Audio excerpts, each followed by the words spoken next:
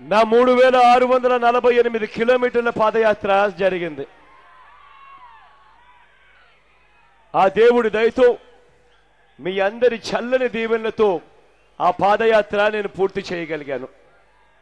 ఆ పాదయాత్ర ఇదే నియోజకవర్గం గుండా కూడా సాగింది. నాకు ఆ రోజు బాగా గుర్తుంది. ఆ రోజు మీరందరూ నా దగ్గరికి వచ్చి నాకు చెప్పిన ప్రతి సమస్య నాకు ఇవాళకి కూడా గుర్తుంది. ఆ రోజు మీరన్న మాటలు నాకు గుర్తున్నాయి. ఇక్కడే పోటు వస్తుందని, ఆ పోటు వస్తే ఉద్యోగాలు వస్తాయని, అభివృద్ధి చెందుతుంది అని చెప్పి గత 12 సంవత్సరాలుగా ఇది ఒక కలగానే మిగిలిపోయిన స్వప్నంగా మీరు చెప్పిన ప్రతి మాట నాకు గుర్తుంది. అప్పట్లో నాన్నగారు ఉన్నప్పుడు, ఆ దివంగత నేత ప్రీతమ నాయకుడు రాజశేఖర రెడ్డి గారు నాన్నగారు ఉన్నప్పుడు ఈ పోర్టు నిర్మాణానికి నాన్నగారు శంకుస్థాపన చేశారు. ఆ తర్వాత నాన్నగారు మన మధ్య నుంచి వెళ్ళిపోయిన తర్వాత ఇక్కడ పోర్టు తేవాలి అని, ఇక్కడ పోర్టు రావాలి అని పట్టించుకున్నవాడు ఒక్కడంటే ఒక్కడు కూడా లేని పరిస్థితులు ఇవాళ కనిపిస్తా ఉన్నాయి మనందరికీ కూడా. ఇదే పెద్ద మనిషి చంద్రబాబు నాయుడు గారు ఎన్నికల వేళ 2014లో అన్న మాటలు మీ అందరికీ కూడా బాగా గుర్తుండే ఉంటాయి. అప్పట్లో పోర్టు కోసం 4800 ఎకరాలు భూసేకరణ చేయడం కోసం ఒక అడుగు ముందుకు వేస్తే అప్పట్లో చంద్రబాబు నాయుడు గారు అన్న మాటలు, పోర్టుకు 4800 ఎకరాలు ఎందుకు, 1800 ఎకరాల ప్రభుత్వ భూమిలోనే పోర్టు కట్టేసేయచ్చు కదా, 4800 ఎకరాల భూములు ఎందుకు అని చెప్పి ఇదే పెద్ద మనిషి చంద్రబాబు నాయుడు గారు తాను అధికారంలోకి వస్తానే ఈ 1800 ఎకరాల్లోనే పోర్టు కట్టించి ఇక్కడ నిర్మాణం చేస్తాను అని చెప్పి ప్రతి ఊరికి వెళ్ళి ప్రతి గ్రామంలోనూ మైకు పట్టుకొని చెప్పిన మాట ఒక్కసారి గుర్తుకు తెచ్చుకోమని అడుగుతా ఉన్నా. ఇదే పెద్ద మనిషి ఎన్నికలైపోయాయి, ప్రజలతో పని అయిపోయింది. ఆ తర్వాత ఈ పెద్ద మనిషి ముఖ్యమంత్రిగా ప్రమాణ స్వీకారం చేశాడు. ముఖ్యమంత్రిగా ప్రమాణ స్వీకారం చేసిన వెంటనే ఏమైంది? 1800 ఎకరాలు పోయింది, 4800 ఎకరాలు పోయింది. ఈయన ఇచ్చిన నోటిఫికేషన్ 33,000 ఎకరాలకు నోటిఫికేషన్ ఇచ్చాడు ఈ పెద్ద మనిషి చంద్రబాబు నాయుడు గారు. ఈ పెద్ద మనిషి 2015లో ఈ పెద్ద మనిషి 33,000 ఎకరాలకు నోటిఫికేషన్ ఇస్తూ రాత్రికి రాత్రి జీవో జారీ చేశాడు. ఇదే పెద్ద మనిషి కేంద్ర ప్రభుత్వం 2013 భూసేకరణ చట్టాన్ని సవరిస్తూ ఇచ్చిన ఆర్డినెన్సు ఆ గడువు ఒక్క రోజులో ముగుస్తుందనగా ఈ పెద్ద మనిషి హడావిడిగా రాత్రికి రాత్రి 33,000 ఎకరాలను నోటిఫై చేశాడు. ఆ రోజు నుంచి ఈ రోజు వరకు నోటిఫై చేశాడు కాబట్టి రైతన్నలు ఈ భూములు కనీసం పెళ్లికి కట్నంగా కనీసం తమ కూతుర్లకు కూడా ఇచ్చుకోలేని పరిస్థితిలో ఇవాళ రైతన్నలు ఉన్నారు. రైతన్నలు పెళ్లి చేసుకోవాలి అనంటే, వాళ్ళ ఇళ్లలో పెళ్లిళ్ళు కావాలంటే కనీసం పెళ్లిళ్ళు చేసుకునే దానికి కనీసం ముందుకు కూడా రాని పరిస్థితిలో ఇవాళ రైతన్నలు ఉన్నారు. ఆ రైతన్నలు వ్యవసాయం చేసుకోవాలంటే బ్యాంకు లోన్లు కూడా కనీసం పుట్టని పరిస్థితిలో ఆ రైతన్నలు 3 సంవత్సరాలుగా 2015 నుంచి ఇప్పటిదాకా అదే పరిస్థితిలో ఉన్నారు. ఇటువంటి దారుణమైన పరిస్థితిలో నేను కూడా వచ్చా. ఒకసారి కాదు, 2 సార్లు కాదు, 3 సార్లు మీ దగ్గరికి వచ్చా. ప్రతిసారి వచ్చి మీ అందరికీ కూడా నేను ఆ రోజు చెప్పా, నేను ఉన్నాను అని చెప్పి ఆ రోజు మీ అందరికీ కూడా భరోసా ఇచ్చా. ఆ ప్రతి రైతన్నకు నేను ఇవాళ చెప్తా ఉన్నాను, ప్రతి రైతన్నకు నేను ఇవాళ చెప్తా ఉన్నా, 33,000 ఎకరాలు అవసరం లేదు. కేవలం అదే 4800 ఎకరాల కన్నా 1 ఎకరా కూడా ఎక్కువ తీసుకునే కార్యక్రమం జరగదు అని ప్రతి రైతన్నకు నేను హామీ ఇస్తా ఉన్నా. ఆ తర్వాత వాళ్ళ భూముల్లో రైతన్నలు ఏం చేసుకుంటారు అన్నది ఆ రైతన్నల ఇష్టం.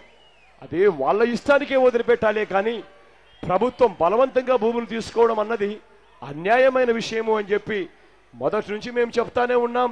దానికి పూర్తిగా కట్టుబడి ఉంటారని చెప్పి మీ అందరికీ కూడా హామీ ఇస్తా ఉన్నా. రేపొద్దున దేవుడు ఆశీర్వదించి మనందరి ప్రభుత్వం అధికారంలోకి వచ్చిన తర్వాత ఖచ్చితంగా జరుగుతుందని చెప్తా ఉన్నా. ప్రకాశం బ్యారేజ్ నుంచి వస్తున్న నీళ్లు బందర వరకు రావడం లేదని 5 ఏళ్లగా 2 పంటలకు కనీసం ఒక పంట కూడా సరిగ్గా పండని పరిస్థితి కనిపిస్తా ఉంది అని చెప్పి రైతన్నలు అన్న ప్రతి మాట నాకు గుర్తుంది.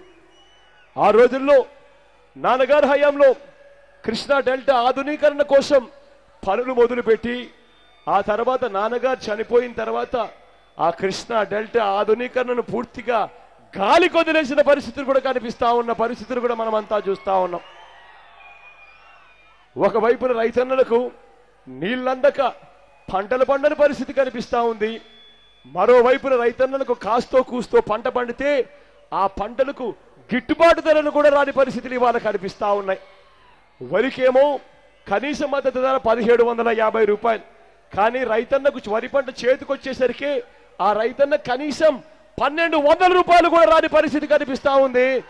మీ అందరి సమక్షంలో జరుగుతూ ఉంది. ఇంతటి దారుణంగా చంద్రబాబు నాయుడు గారి పరిపాలనలో పాలన సాగుతూ ఉంది. మినుములు చూస్తే కనీస మద్దతు ధర 5600 రూపాయలు అంటారు. రైతన్నకు పంట చేతికి వచ్చేసరికి కనీసం 4600 రూపాయలు కూడా రైతన్నకు రాని పరిస్థితిలో రైతన్న వ్యవసాయం చేస్తా ఉన్న పరిస్థితులు కనిపిస్తా ఉన్నాయి. ఇక్కడే మచిలీపట్నంలో చివరికి ప్రజలకు చేసింది ఏమీ లేదు, కానీ ఇక్కడ జరుగుతూ ఉన్న భూ కబ్జాలు, ఇక్కడ జరుగుతూ ఉన్న అన్యాయాల గురించి మాత్రం కథలుగా ప్రజలు చెప్పుకొచ్చారు. ఇక్కడ భూ కబ్జాలు శ్మశానాలు వదిలిపెట్టడం లేదు, చివరికి బహిరంగ టాయిలెట్లు కూడా వదిలిపెట్టుకోకుండా భూ కబ్జాలు చేసే పరిస్థితి గురించి ప్రజలు చెప్పుకొచ్చిన మాటలు నాకు ఇంకా గుర్తున్నాయి. చివరికి బెల్ సంస్థ కోసం 25 ఎకరాల్లో ఇప్పుడు అవినీతి ఫ్లాట్లు ఇవాళ కట్టడం మొదలు పెడతా ఉన్న పరిస్థితులు చూస్తా ఉన్నాం. మీ అందరికీ నేను ఒకటే చెప్తా ఉన్నా, ఎవరైనా కూడా పేదవాడితో జీవితంతో చెలగాటలాడే వ్యక్తులను నిజంగా అవినీతి పనులను కూడా కాదు అనాల్సింది, అవినీతి రాక్షసులు అని చెప్పి అనాలా ఎవరినైనా కూడా.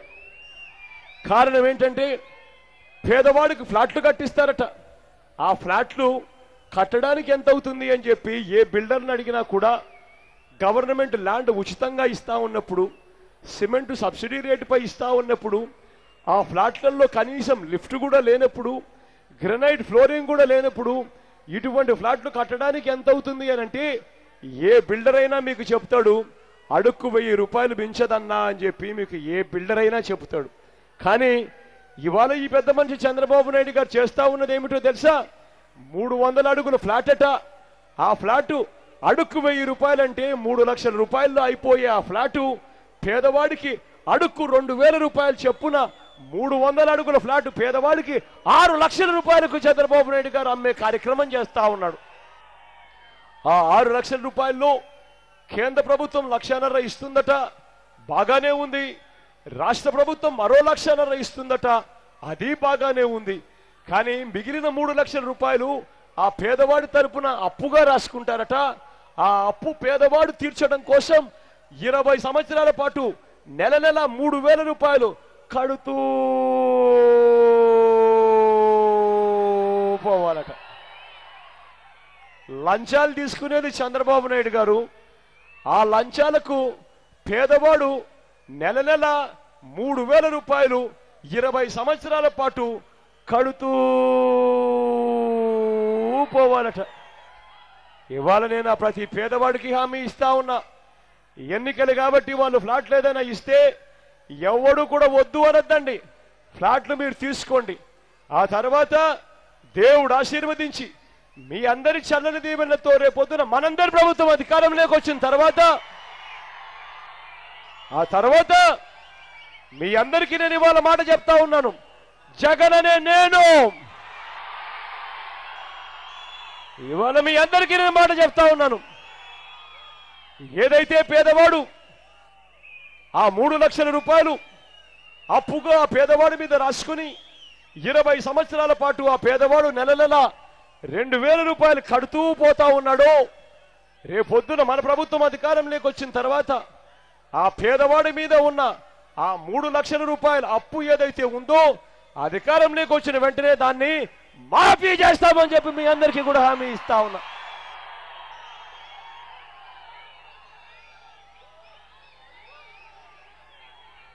ఒకసారి మీ అందరికీ గుర్తుండే ఉంటుంది, నాన్నగారి హయాంలో ఒక్కసారి గుర్తుకు తెచ్చుకోండి. నాన్నగారి హయాంలో ప్రతి పేదవాడికి ఇల్లు ఇవ్వడమే కాదు, ప్రతి పేదవాడికి ఇళ్ల స్థలాలు ఇచ్చే రోజులు గుర్తున్నాయా మీ అందరికీ? నాన్నగారి హయాంలో ఇక్కడే ఇదే మచిలీపట్నంలో పేదవాడికి 4,000 ఇళ్ల పట్టాలు ఇచ్చిన పరిస్థితులు ఒక్కసారి గుర్తుకు తెచ్చుకోమని అడుగుతా ఉన్నా. ఈరోజు అదే పేదవాడికి ఇళ్ల స్థలాల కోసం అప్లికేషన్ పెట్టుకున్న వాళ్ళు ఎంతమంది ఉన్నారో తెలుసా? దాదాపుగా 10,000 పైచిలుకు మంది ఇళ్ల స్థలాల కోసం అప్లికేషన్లు పెట్టుకొని, అయ్యా ప్రభుత్వం పెద్దలు, అయ్యా చంద్రబాబు నాయుడు గారు మాకు ఇళ్ల స్థలాలు ఇవ్వండి, ఇల్లులు కట్టించండి అని చెప్పి ఆ పేదవాడు అడుగుతా ఉన్నా ఈ 5 సంవత్సరాలుగా కనీసం పట్టించుకునే నాతుడు కూడా కరువైన పరిస్థితులు కనిపిస్తా ఉన్నాయి. ఇవాళ నేను మీ అందరికీ మరొక మాట ఇస్తా ఉన్నాను. రేపొద్దున దేవుడు ఆశీర్వదించి మనందరి ప్రభుత్వం అధికారంలోకి రాగానే జగన్ అనే నేను మీ అందరికీ హామీ ఇస్తా ఉన్నా. ఇక్కడికి వచ్చేటప్పుడు నాని నాతో అన్నాడు, దాదాపుగా 10,000 పైసలకు మంది అప్లికేషన్లు పెట్టుకున్నారన్న ఇళ్ల స్థలాల కోసం, ఏ ఒక్కరికి ఇళ్ల స్థలాలు రాలేదని చెప్పాడు. మొత్తం నేను చెప్తా ఉన్నా, 10,000 మంది అన్నా ఉండని, అంతకన్నా ఎక్కువ మంది అన్నా ఉండని, మొత్తం అందరికీ కూడా మన ప్రభుత్వం రాగానే అందరికీ ఇళ్ల స్థలాలు ఇస్తాను అని చెప్పి కూడా చెప్తా ఉన్నాం. ఇళ్ల స్థలాలే కాదు, ఇల్లులు కూడా కట్టించిస్తాను అని చెప్పి మీ అందరికీ కూడా హామీ ఇస్తా ఉన్నాం.